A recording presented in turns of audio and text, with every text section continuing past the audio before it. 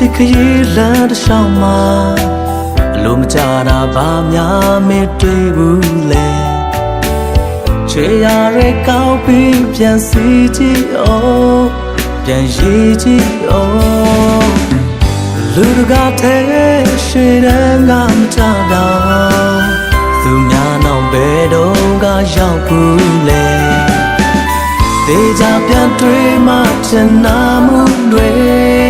တွေ့တာမှုတွေဘုထင်ရှားနေယူဆိုင်နိုင်စွာထက်တောင်ပေါ်နေပြီ